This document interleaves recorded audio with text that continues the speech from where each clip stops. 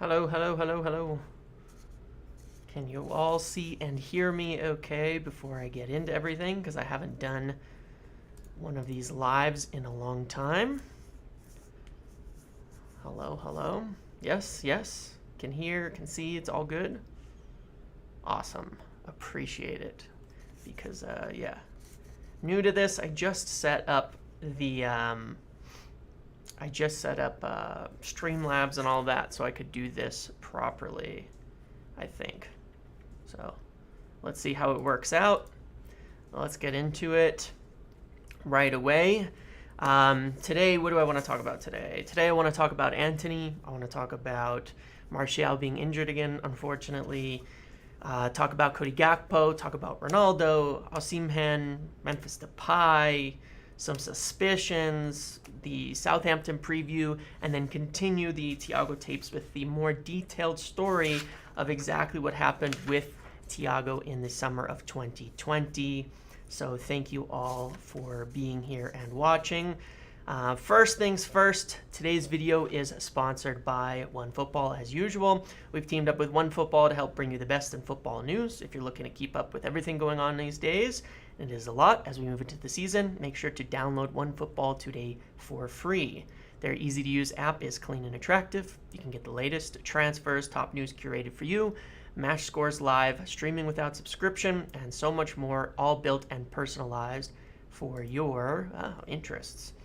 So click the link in the description below today to download OneFootball and get all your football news, aside from the above tiers, of course, all in one place. All right, I think I got this all set up, and bam, okay, yes, it is all working. Nice. Feels good. Feels good getting these things going. Look at that, getting this all smooth transitions. This is a lot easier than editing videos after the fact, so that is nice as well. All right, let's see. Where are we going from here? Okay, let's get into it. So yeah, first I want to talk about the Antony deal. So the news today is that, and then after each subject, I think how I'll do this, since it's a live, after each subject, I get into one thing, I'll take some questions and respond to a few things, and then I'll continue on to the next kind of topic. And this is nice that I can keep it going. So anyway, yes, the Antony deal seems kind of stalled. I'm not saying it won't happen, but realize that right now it is August 26th, and there are how many days left in the window? 4 days after this left in the window, and Antony is still not here. He's been on strike since last week.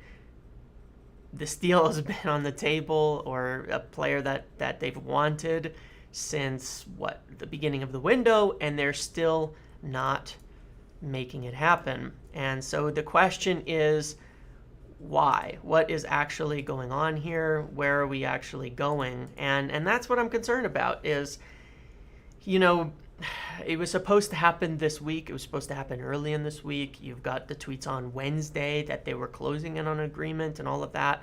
First it was 60 million, then it was 80 million, then it was 94 million. Why is it not happening? You've got Martial injured. You've got the Ronaldo situation where Mendes is still offering him to people, and we'll talk about those things. And why would they not move forward with a deal this week if it was going to occur? And I don't have the answer for that, because it should have happened. It should have happened Wednesday. It should have happened Thursday. It should have happened earlier in the year, obviously, and it still hasn't. He's been on strike. The news that comes out today is that it's mixed, right? He's being careful. He's still showing up, but he's not training. He's requested a transfer formally. His agents are pushing for the move to occur. United are still in contact, but now you've had issues of they need Ziyech in to replace him, except now Ziyech is too expensive. And it's all just so convenient that there continues to be another problem, another issue, another reason why the deal can't happen or won't happen yet. And there's still time. There's still, many things happening, but At the same time, why it is kind of ridiculous that it continues to stop. And I get very suspicious, like I've been suspicious all week, that they'll find a way not to get this done, because that is what United tend to do. That is what the Glazers tend to do. I hope that they do not stall on this, because I've now finally accepted that this transfer should happen, that he's a good player, and we need more attacking options. But right as you start to think, okay, now it's going to go forward cleanly, it stalls out. Why are we going into the Southampton game without another forward? And that is my concern personally. So what do you think of what's happening right now? What do you think of the latest news on this? Because like I said, info-wise, everything I heard was it should be happening Wednesday, Thursday. And then that's kind of, Ornstein came out, everybody's come out, and then it stalls still, and it doesn't happen. There was supposed to be a bid on Wednesday, then there was supposed to be a bid on Thursday, and then it continues to stall. It's continuing to be difficult, and it really seems like Ajax just don't want to sell him. So what do you think? What are the thoughts you have? I'll read out any sort of little questions or statements here. Just on this part, because I'm going to talk about everything else in a few minutes and try to get through all of this.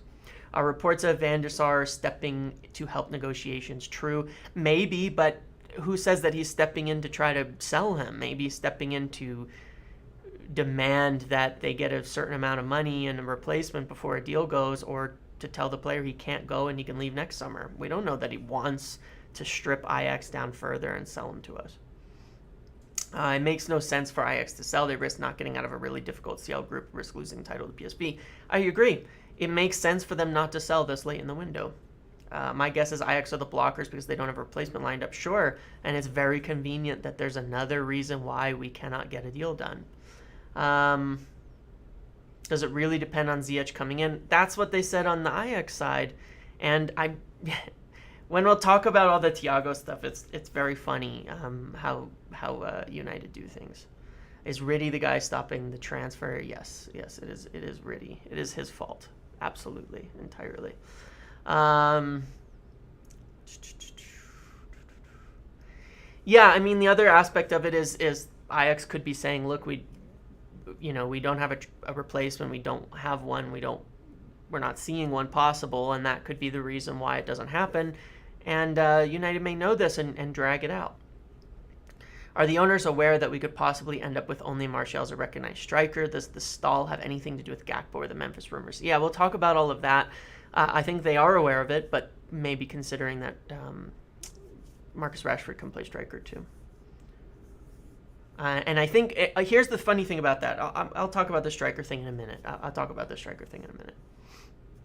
We never had this 100 million in our budget, right? We had already spent 120. Correct. They pretty much have maxed out the planned budget, so this would be spending in excess of it, which is why I've always been a little bit suspicious of the whole deal. Yeah. All right. So let's move on to a couple things on this. One thing I will say again, it has nothing to do with beating Liverpool. They were never going to spend all this money that they were suggesting about these 4 or 5 players. I just don't see that was ever going to happen. I'm not saying they won't buy more players, but they were never going to be getting Frankie de Jong still. Frankie de Jong deal's been off for weeks, if not months.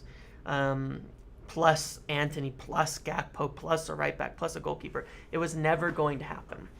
We'll talk about Joel Glazer because, it almost always comes back to him. Martial's injured again. This is the concern that I've had. I really, really want to back Anthony Martial. He was so impressive in preseason. It's so disappointing because, I kind of turned around on hoping he would do well after a couple years of saying I've kind of given up on Anthony Martial, and then he gets injured again. His injury history since that 1920 year has been really, really bad. So it's really it's frustrating. It's very, very frustrating because we need him. We need him very much so. And all summer we've never really had two strikers in place that could do the job. There's always been someone wanting to go, or an injury, or something like that, and it's never happened. And that is incredibly frustrating. So, one potential solution to this, and thing that I wonder, is talking about Cody Gakpo. And one of the suspicions that I've had is the Cody Gakpo deal has been lined up for a long time. They have personal terms. They know exactly what it would take to get done. Obviously shares an agency with Ten Hag, so there's been a lot of communication. And it's been lined up for a long time. They could get the deal done in an instant. But he can play striker, or at least that's sort of the view, in a similar way that Rashford can play striker, so it provides another option for depth. And I think that's one of the reasons he's there. And there's a real possibility in this case, to me, a sort of a nagging suspicion here that they could just back off the Antony deal, bring in Gakpo, and consider that Gakpo is the striker signing. Gives you that kind of option. Now, what can you do on the right? Well, unless you're assuming that Rashford can also play on the right. Yeah, you're short on the right, but we're also extremely short on striker, maybe shorter. At least Sancho can play on the right. I know we don't have a left footer, but with Martial injured and Ronaldo wanting out, we literally do not have a striker. And that is the problem. But it's leaving it late. It's leaving it late that causes all of these kind of problems. That's the reality of it. It's leaving everything late that causes all of these issues for United to get things done, and I have to feel it's on purpose. It's at this point, it's consistent and endless mismanagement, poor planning, and bad, overall look at how things need to go in the window to make it work. And that comes from the top, and it does, and I'll discuss that a bit more in the second half of this video. But, Antony being stalled, you could blame Ajax, but it is late in the window. If they end up not selling him, nobody can be blamed except United. Maybe United know that. Martial injured, don't have a striker. Gakpo lined up could happen in an instance. And so I'm saying I wouldn't be surprised if at the end of the day, you see, as I've said, I would not be surprised to see this. I wouldn't be surprised to see them pull out of Antony, sell Garner. They've moved Bailly on with what's probably going to be an obligation, and buy Gakpo. And then you'll have the Casemiro plus Gakpo transfer be funded by the money that was there for Frenkie de Jong, plus the sale of Garner, plus the sale of Bailly, and that's your window. That's the budget, what it's always been.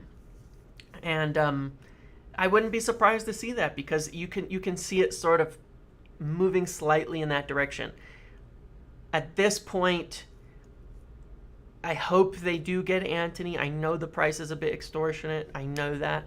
But obviously, I think it would be helpful. And the players that Ten Hag has brought in, I'm changing my tune on that, because they've been really fantastic. They obviously showed up well in the Liverpool game. And having players who really do want to play for United is obviously a benefit, a positive, something that we need. I mean, look at the whole Frenkie de Jong thing. Didn't want to join all summer. Wasted all that time on it. It's kind of ridiculous. Whereas you've had Malaysia turn clubs down for us. Martinez wanted it badly, turned down Arsenal. Casemiro picked us in an instant. How nice is that? And was happy to join. I mean, who expected that to happen? Eriksen turned other options down for us. So it's good to see that, and I'm happy to get those types of players in. I think that matters more than anything else right now. In terms of actually, when you're talking about actually fixing the culture in there, how about players who would kill to play at Manchester United? That's okay to me. So I support Antony in doing that, even though I have some nagging concerns over going on strike and missing training and things like that. So, that's where I'm at on that deal. Ronaldo is still trying to leave, and there's been talk this morning about two strikers that could potentially be brought in, and I wonder about this. Memphis Depay and Victor Osimhen. Now, United inquired over Victor Osimhen earlier in the year and said they were able to offer around 80 million at the time, which Napoli turned down. I think I talked about this in one of the way early videos, but they want something crazy like 125, and I think that's what's come back, is that they would take Ronaldo, but they would ask 125 million for him. Now, is 125 million for Osimhen better than 95 for Antony?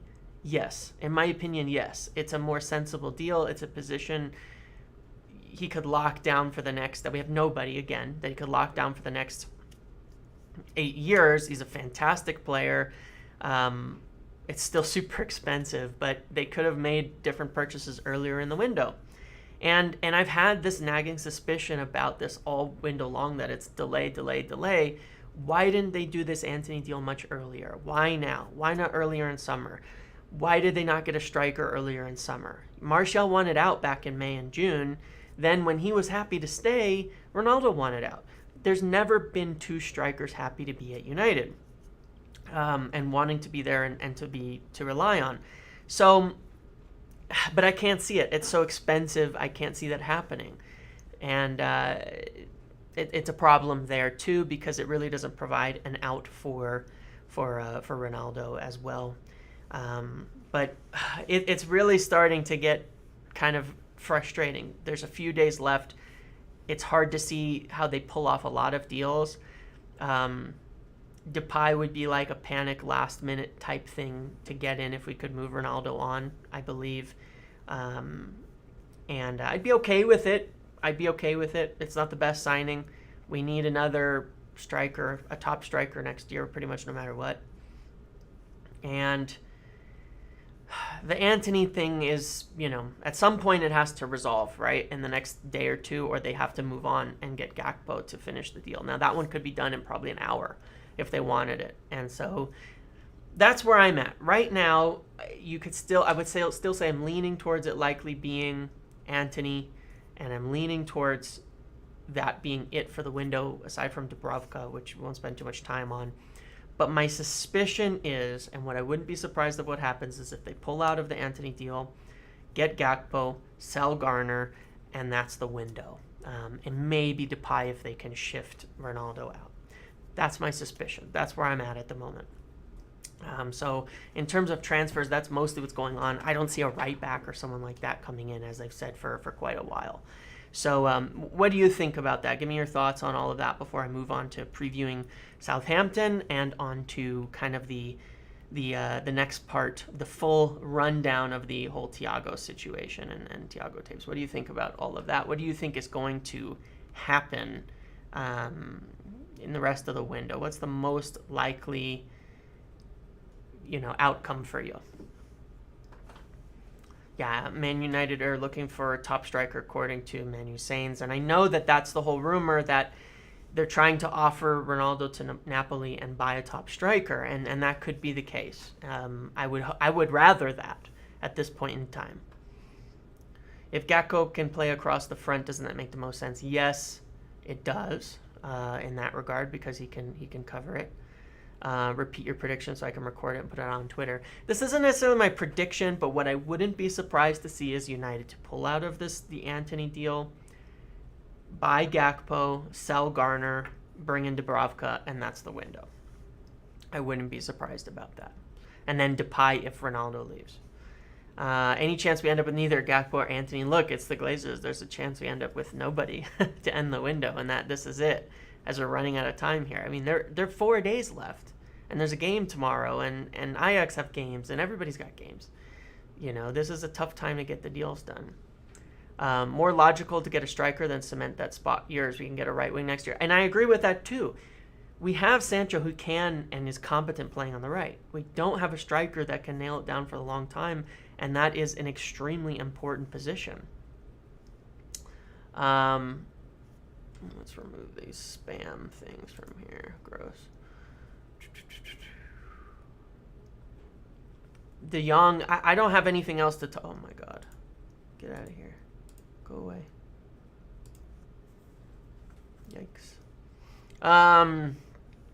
I don't have anything else on De Jong. Like I said, I believe that it's mostly been gone or dead for quite a long time. And there's talk from Gerard Romero that he's closer to lowering his wages. They've registered Koundé. They've registered everyone. So where's the pressure now? I don't see it. I'll talk about the Thiago things, but I will talk as well, of course, about that and the hope for a sale to Jim Ratcliffe, which would be the best thing at the end of the day. What happens to Elanga and Garnacho? Surely if they're squad players, then finding a striker makes sense. Now, well, there's that too, right? If Elanga's going to play, if Garnacho's going to play, Pellistri isn't on loan. Ahmad hasn't gone on loan. I mean, they've got to get people out of there. Really. But yeah, I mean, look, we could talk about the striker thing because obviously I was very high on getting Darwin Nunez, but the point of that was they needed a striker. There was Scamacca, Seshko. There's so many options that could have been gotten earlier in the window that they ignored. Alvarez, all of that, and they didn't get them in, and now we have a crisis at the striker position. Striker targets, do I think United would be interested in next year? Probably Nkunku makes the most sense, and if they're waiting for that, then that's what it is. All right. Yeah, so that answers kind of the questions I think most people have. Let me just check my messages and see if there's anything else in here. I mean, look, the fact of it is, at the end of the day,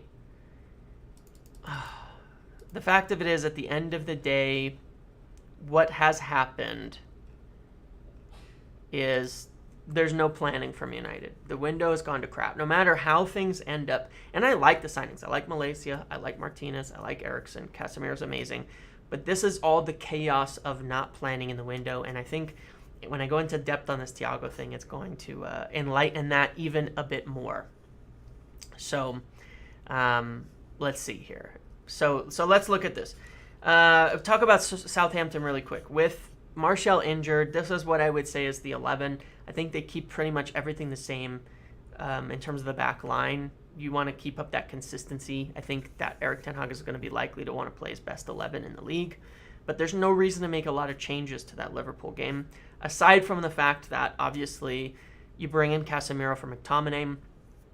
And I expect without Martial, because you need energy, because you need goals, because you need movement up front, against Southampton, it's not really a low block. You're going to get runs in behind still. You need a lot of energy.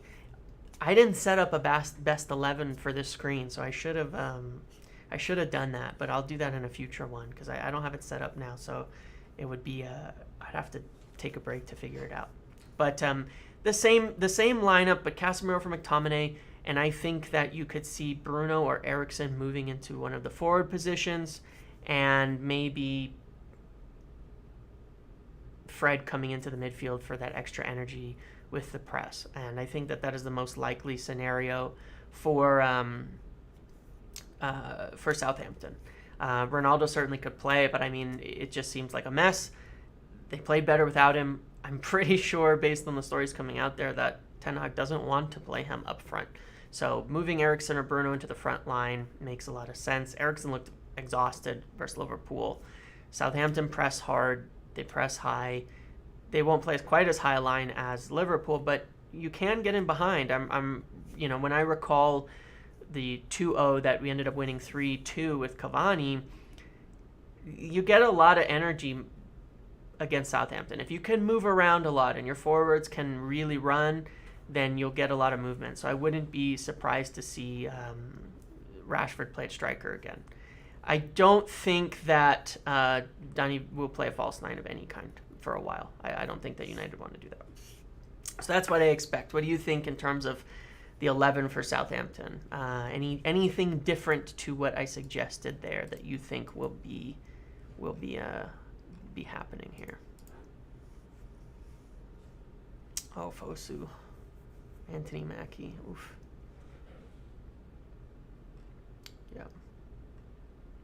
Yep. Only change Casemiro for Scott, and that's quite possible too. That is quite possible too. Elanga's energy is not the worst thing against Southampton as well. Height in the team, well, Casemiro will be in there for McTominay, and that's some decent height. Rashford was marking Van Dijk in the last game. So I think he'll do the same. How do we handle Ward-Prowse? Not give away fouls around the box, and Casemiro should be better at that. Yeah, same center backs. I really do think that it'll be basically the same team with just the minor changes. I think he would have wanted to bring Martial in, but given that we can't do that, there'd be one change. Midfield three of Casemiro, Fred, and Eriksen. I think that's true too if Ronaldo plays a little more disciplined. Rashford, Ronaldo, Sancho, and that's also possible. I think the most obvious change is Casemiro for McTominay. Up front, you could see one change there. And it'll either be Ronaldo or it'll be pushing someone up and adding to the midfield. So it's going to be one of those. All right, let's get into it now. Let's talk about... I'm just going to put a tweet in here. I'm going to run through this detail on the Thiago Tapes side of things now. Talk about exactly what happened in 2020 and then talk about it. There's going to be more videos and things, but I want to run through kind of the detail of this, okay? So let's talk about Victor Osimhen's agent denies the rumors about possible swap. I'm not surprised about that, if that is true, if that's what he's done. It's extremely unlikely for a deal like this to occur. And there's obviously been so much BS about Ronaldo, obviously, like about Sporting, about different deals, about things like that. I would have loved for them to get Osimhen, but I don't think they're prepared to spend that kind of money. All right. So back in 2020, what happened here was Thiago's agent actually offered him originally to Manchester United when he was looking for the move. One of the things that Thiago's agent let United know from Thiago himself is that his first preference was to join Manchester United. That was what he wanted over anything else. He wanted the Premier League, but he specifically wanted Manchester United. And his second preference was to go to Barcelona. But he really did want to try to return to Barcelona, but he really did want to try to get to the Premier League and to join Manchester United. It was his absolute priority, his first desire, where he wanted to go. A little earlier in the summer, in August, Ole Gunnar Solskjaer had asked for Thiago and Van de Beek. That's what he wanted for his midfield. He wanted Thiago and Van de Beek. So he wanted a deeper player and a more attacking player. He got Van de Beek, but Joel Glazer specifically said that it was too much. He specifically said that it was too much. And they didn't have Sancho, but Joel Glazer said that it was too much to get Thiago and Van de Beek. Reminder, that's a 30 million deal and a 40 million deal. And they had spent nothing that summer. But that was too much.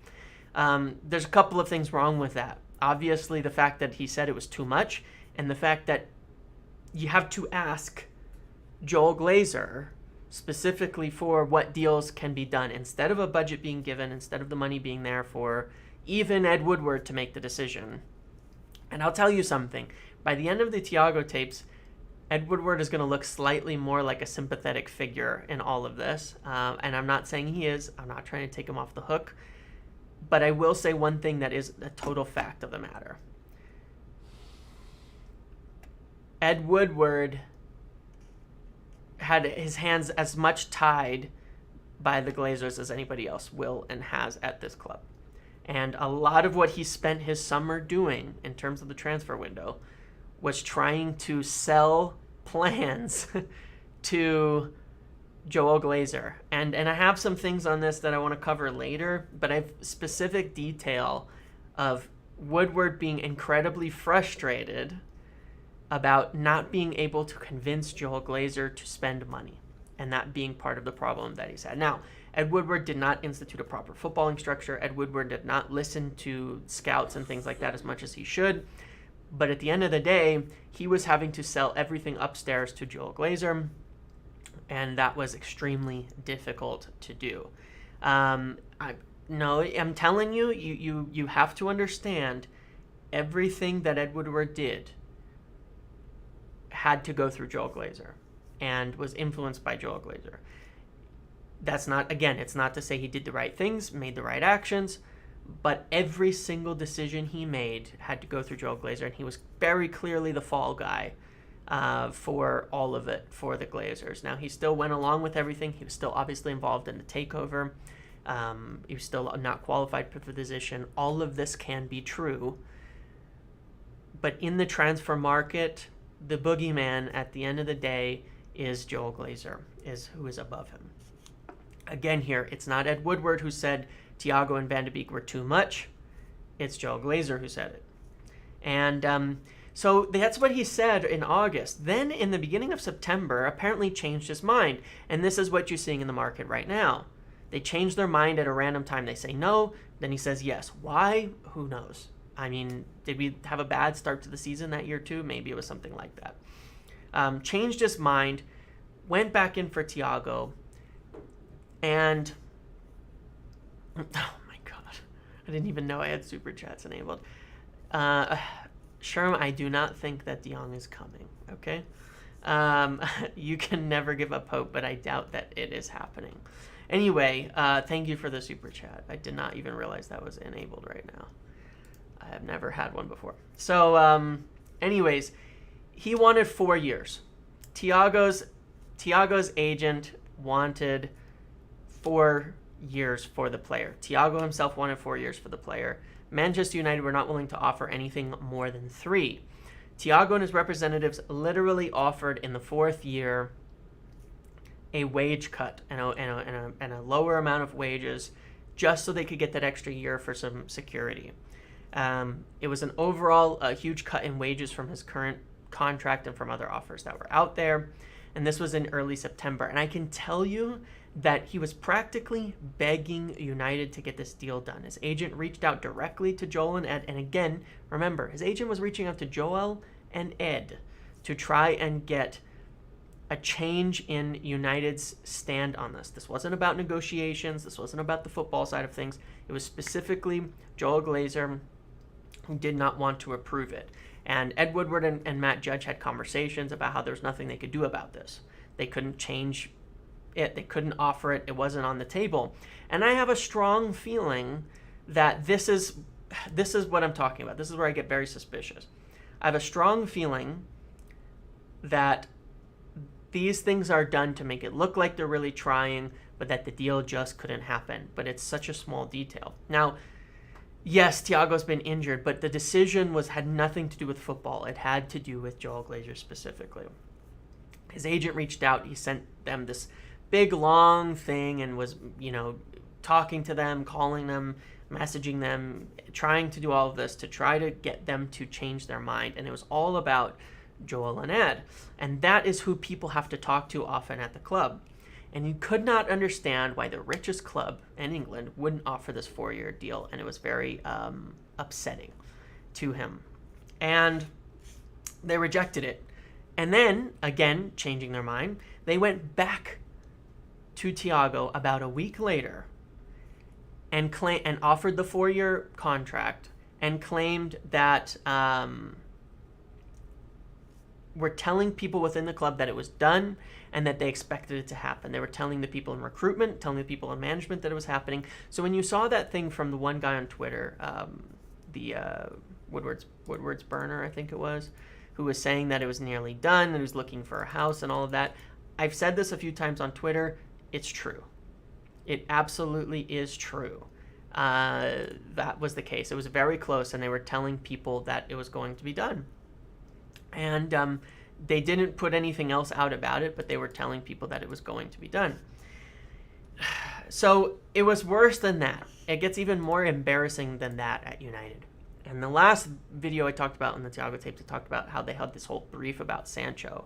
Well, they had a whole brief ready bragging about how they beat everybody to Thiago, that he wanted to choose the biggest club in England, how they got it all done, that, it was a top signing and there's still a huge draw. And this huge embarrassing brief was ready for signing Thiago.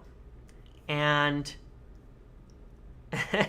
and then not 2 days later, they found out he'd already agreed then terms with Liverpool after United had rejected him, and he was upset with the club about it. He'd agreed terms with Liverpool, and and then they had to tell people in the club that it was off and it wasn't happening. And the craziest part of all of this is your key people in recruitment did not know. They thought it was off and on. They did not know till days later. And this is a common theme through the whole transfer setup at United in the past, and maybe still in the present. I don't know. Matt Judge, Ed Woodward, and Joel Glazer basically operated on an island where the rest of the staff, including the manager, including recruitment heads like Steve Brown, people who are important, who should be involved in constantly up to date on every single thing happening, did not know what was going on. And many of them were sitting there just set up to say, oh, the deal's done, arrange it. John Murtaugh was just there to arrange flights and get players to arrive. And this is not a thing at Murtaugh.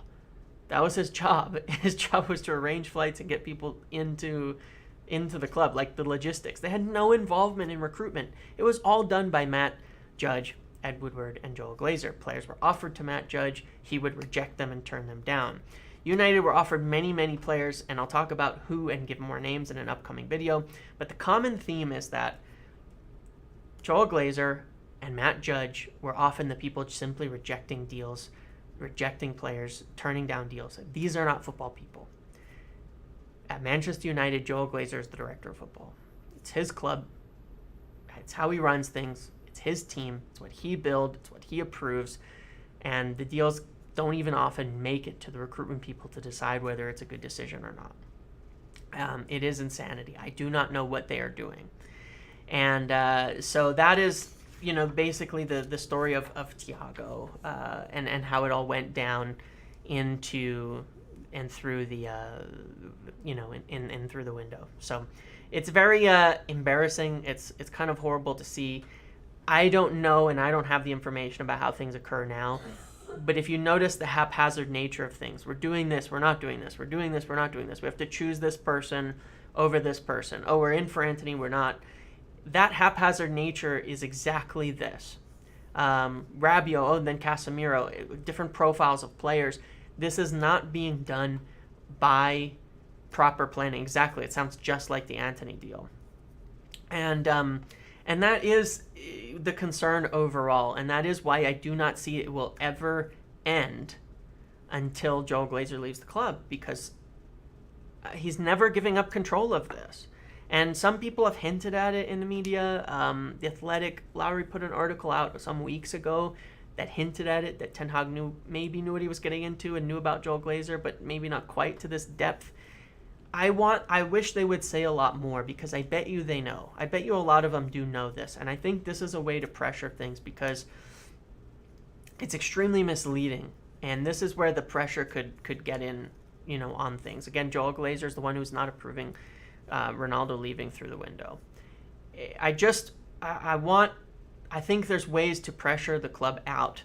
Obviously, what the fans are doing locally and all of that is great, and protests and things like that. But I think that the media finally started to pick up on it, but I'm sure they know these things. That's, I guess, what I would put to it. I'm sure they know these things. I'm sure there are people who are aware of this. I mean, it's information I got that is fantastic, but I'm sure other people do know this. I'm sure other people are aware of this. There's people that Ed Woodward has spoken to since leaving. I'm sure people know all of this in much more detail and up through much more present than I do. Because I don't have this access to this information for the current windows and things, but it's very, very obvious that this continues to happen all the time. And so, my hope is there's people in media who would talk about these things, because they should be able to.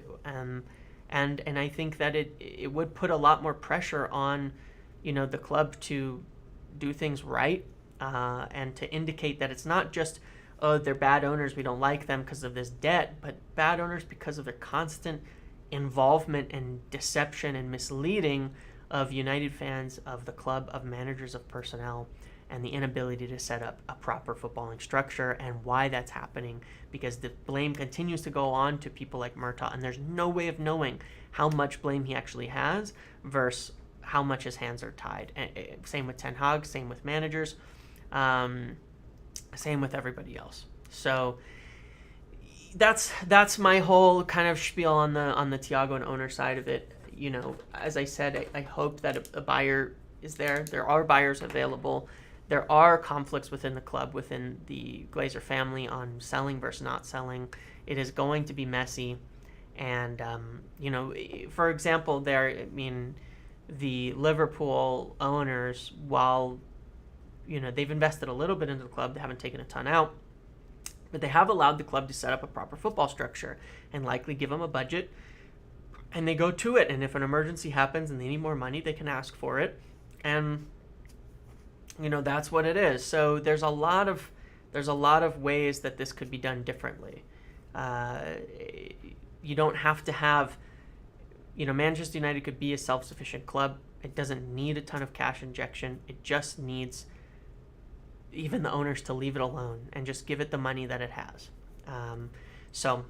We'll see what happens here. It's very complicated, the sale. If Joel wants to stay, he can't hold on to it on his own, as he doesn't have enough of a stake, but you'd have to convince the other family members who've given him total control of the club to break that agreement and sell off. So, all right, cool. So, yeah, usually I say comments and things like that, but any other questions, anything you guys want to talk about, anything else before I end this long live stream today? What thoughts do you have about whether any of this, about transfers, about, anything else going on here? See, I'm just looking to make sure I'm not missing any other kind of news while I'm doing this. I talked about Ratcliffe and the sale a bit there. I understand it's Ajax making things difficult for Antony to leave. At the same time, back in 2020, everybody said it was Dortmund making it difficult for Sancho to leave. And while that was true, United knew that the deal couldn't happen, and they still continued with it. And that's more to the point. It's not necessarily about who's to blame for the deal not getting done or if Ajax are being difficult or not. It's about, do United know that they can't get the deal done, or do they not? And that's always a possibility. So, I understand that. It's okay for there to be lots of different theories. Ajax are making it really difficult. United determined to sell. Ajax insists they've no intention to negotiate. See, that doesn't help. You understand? The point is, it was the same thing with Sancho in 2020. Dortmund said there is no deal possible. And United continued to pretend that they would get a deal done, even though they knew it. And it feels similar to me now. That the United can say all they want. They can get the deal done. Maybe they will. We won't know. But I don't care if it's Ajax being difficult. That is the point. If Ajax don't want to sell, they won't. They don't have to. And United may know that it's incredibly difficult and still be pressing ahead just to mess with things. And that's the suspicion all along. That is the same as Sancho in 2020. Frankly, it's the same as De Jong this year, that they knew it was unlikely and they continued to say, the same thing. So anyway, that's my thoughts on it. I'm very, very suspicious of it. Sancho wasn't missing training, pushing for the mood. Absolutely wrong. In the final week of the window, Sancho was sick. There was a meeting between his representative, Emeka, and Dortmund, Watzke, and Zorc in person to ask for a move, to see if there was any way to get a deal done. He held himself out of training. His mindset wasn't right, and it still didn't happen. So very similar, actually, to what happened back in 2020. So, anyway, there's no way to definitively say that's the problem, right? I'm not in Joel Glazer's office. I don't have access to the information at this level. They had the brief prepared for that Sancho pullout for ages, and they could do the same thing now, and nobody would know until the last moment, or they could get the deal done. Nobody can say at this point in time, but the parallels are there, and even if it gets done, it's the same rank incompetence and poor planning that has plagued windows of Manchester United for years and years. And that is the concern.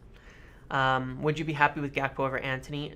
Happy? No, I'd be happy to get Gakpo in, but I'd be annoyed about it. But yeah, that is the point. If Ajax don't want to negotiate, United would have already known this. So why are they continuing? No more signings at all smokescreen. Dubravka, and maybe Gakpo. As I've said, that could be done in an instant.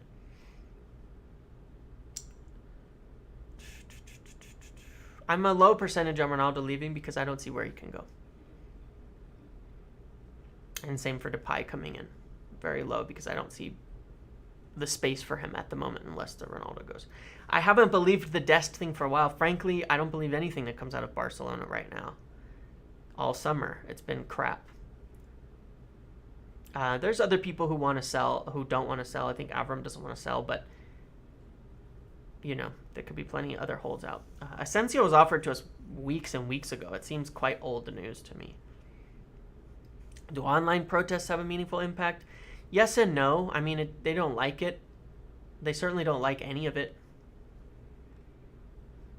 They certainly don't like any of it.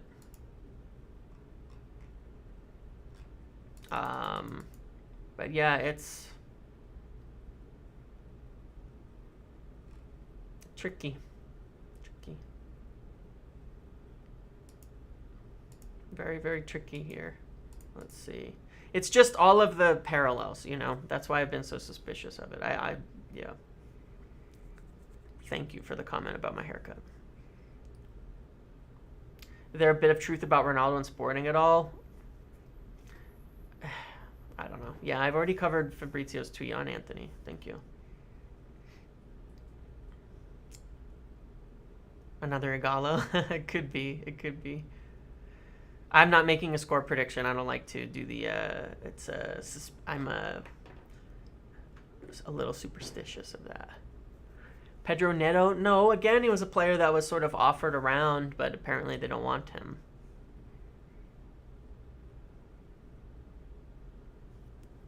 Spending next season's budget on a Nkunku buyout clause next summer? Sure. I think that personally, I thought he was probably the top target for striker next year. So.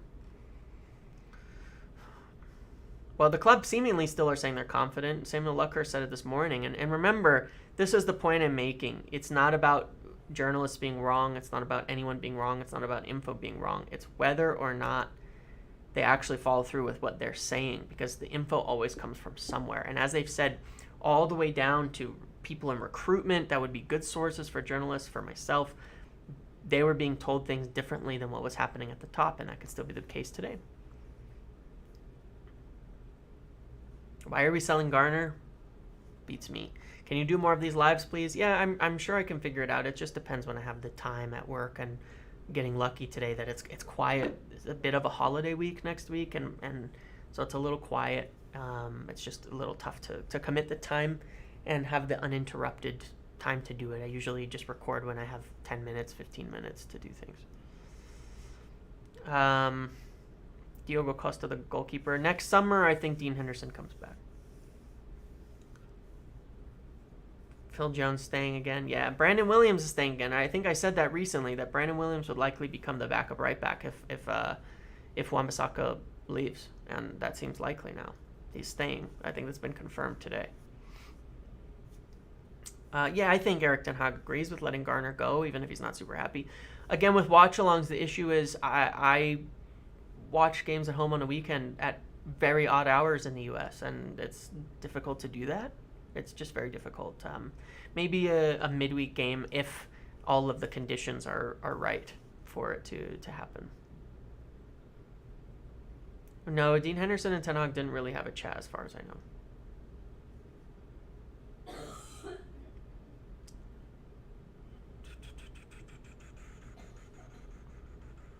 Sancho did push the move a lot more than you think. He's a bit more professional about it, but they were in constant dialogue with Emeka, his agent or representative in 2020, who was trying to get it done, who was pushing, who was trying to have in-person meetings, even into the final week of the window. He really did push. De Jong did not. I agree there.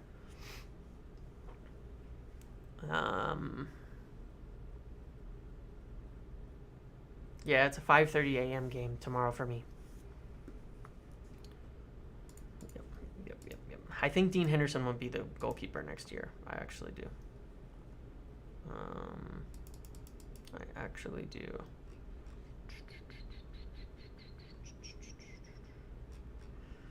Let me just check one more thing, and then I'm going to end it just to see if I have any more information, any more news before I end this off, and then otherwise I will end the stream here, and I'll have to thank everybody for for joining, for being a part of it. It has been fun. I like this. I like doing this. Yeah, thank you. Thank you for the nice words, Quezzy. I try to respond to as many comments as I can after the videos, usually at night when I have a time to sit down. Oh, I'll be putting an alarm on. I try to sleep a little bit early. At least 4 hours of sleep is better than nothing. 5 hours. Yeah, Eric Bayou is such a small amount. The sales are bad because of wages. They can't sell enough because of the wages. That tends to be the problem. I am my own boss, and so that's the point on the videos and the streams. I don't have to tell anybody. But I just don't like to do it when there's a lot of work going on. In my opinion, will the Glazers actually sell before next summer? It really is 50-50. I wish I could give a better answer than that. It's very complicated.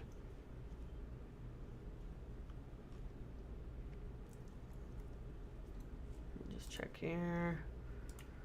Just check if I have any other messages at the moment or anything else I can add to all of this before I end off. Anything else interesting? That should do it. All right, well, thank you, everybody. Thank you for watching. Thank you for attending today. I'll tune into all the videos daily. Make sure to like, comment, subscribe. The recording should stay up on the playlist. The next video will maybe be after the game, depending, or it'll be on Monday. So thank you for watching. I've enjoyed this. Thanks for attending. Appreciate everybody here. Thank you very much.